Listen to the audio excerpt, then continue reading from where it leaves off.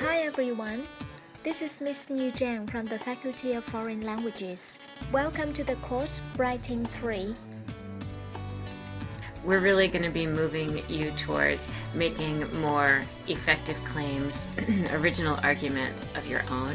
And so I want to talk today about what makes a claim more or less effective.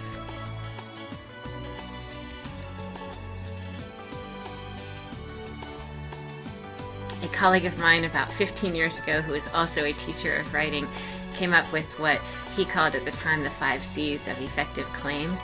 I don't know if these are actually the words that he had used with those C's, but I've kind of modified them over the years a little bit, or maybe they're the same words, I'm not sure. So I'll take you through what they mean, and then we'll look at some examples, and I'll ask you to weigh in on what you think about those examples. So, compelling. Is the claim relatively compelling? Is it significant? Obviously, not everything is going to be interesting to every reader out there, but there should be at least a reasonable number of people who will find something interesting and meaningful and compelling about your argument. Certainly, you should find it compelling. If you don't even find it compelling, then probably you want to search to make it a more compelling argument. Secondly, is it connected? And connected means, in the way I'm using it, is it connected to the work of others? Have you researched what else has been written about this, what the other part of the conversation has been, and how you're situating your own work within that scholarly conversation? And is it also connected to the actual occasion for writing? If someone has asked you to write about a particular thing, then are you actually writing about that thing? And then finally, the other version of connected I'm talking about here is your claim, is your argument connected to the kinds of evidence and the points that you've made throughout the whole project? Sometimes people's claims make one assertion and then they actually end up making a different assertion throughout their writing. So you want to have alignment there. Contestable is a good word, but I really want to couch it carefully because I'll tell you what I don't mean. What I don't mean is that you don't have to have a claim that other people can argue against. I'm not talking about that contestability.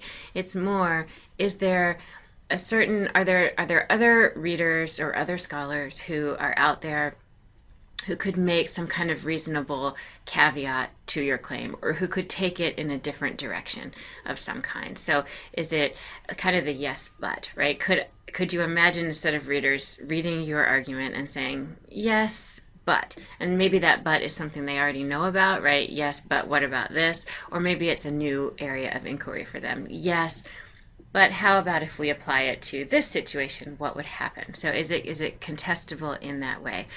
You want to try as a writer to qualify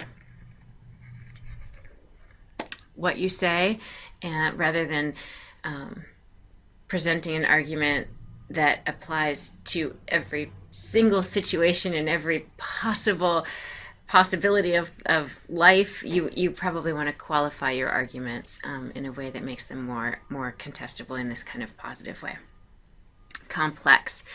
That means not obvious or simple. And we talked about this with COIL, right? The concept that many of us might have heard before we even read COIL, that practice makes perfect. So how is it that COIL was trying to make his argument more complex, right? To build beyond the idea that practice makes perfect. What was he saying that was different? And I think what he was saying that was different was this concept of mistakes, and that was how he made his argument more complex. And finally, clear. And clear means, even at the same time as it's complex, contestable, compelling, and connected, is it relatively, can readers, if they're careful readers and they think about what you're writing, will they be able to understand what you're saying? And you ultimately do want readers to know what you're saying. So let's look at an example from Colvin. I've identified these 3 sentences as part of where he articulates his argument. There are probably other arguments and moments in his piece where he does that. So these aren't the only sentences where his argument comes out, but I do think his argument comes out here. Let's match them against the criteria of effective claims that we've outlined to see if it is or is not effective according to these criteria. And I should say that there might be other criteria that you end up deciding needs to be added to the 5 C's. So by all means, please add a sixth C or a seventh C, or add other words that don't even match with C's. That's okay too. The critical reality is that we are not hostage to some naturally granted level of talent. We can make ourselves what we will. Strangely, that idea is not popular. What I first want to point out is this is not one sentence where he embeds his entire argument and achieves all of the effective C's of claim criteria in one sentence. Often our arguments, in order to be really complex, compelling, contestable, connected, and clear, they need to be more than one sentence, so it's fine to have more than one sentence. Sometimes also they can't appear until a certain place in your project because you just need time to show how it's connected or how it's compelling. So arguments also don't have to be at the very beginning of an essay or even at the end of the first paragraph of an essay. You might have heard that before. It varies. So in terms of compelling, our first criteria, I would give Colvin a check mark because I think that at least a certain number of people would find this compelling. Now notice I didn't say everyone would find it compelling because that would be too extreme and unqualified a statement. So I want to make a qualified statement. I think a fair portion of human beings care about cultivating talent. They want to become more expert at whatever it is they want to become more expert at. So it's at least relatively compelling to a fair number of people. Is it contestable? The part that I think makes it contestable is this part. We can make ourselves what we will. Because I feel like that actually, some people could read this and say, well, maybe some people can make ourselves what we will, but not everybody can. Certainly there are environmental factors that come into play with making ourselves what we will. Do we have time, leisure, access to resources that can help us become what we want? Do we have even a way of knowing what it is that we want or what the possibilities are? That all. So I think this sentence is contestable, and that doesn't mean that I've caught Colvin and I'm gonna, show him why he's wrong. It just means that this is an ongoing scholarly conversation, right? And if I were writing about this, I might build on this particular sentence. So yes, it's contestable. Is it complex?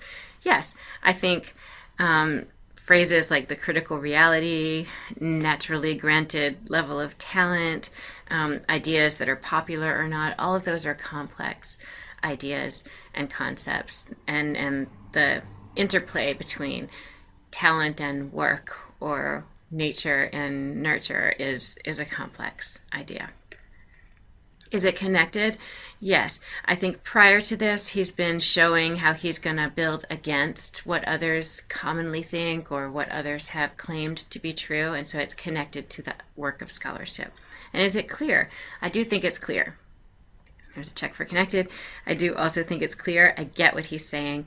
As a reader, I understand it. I might not have gotten it the first time. Maybe I did, but some readers might have had to read it several times in order to get it. But eventually you can understand it, so it's clear.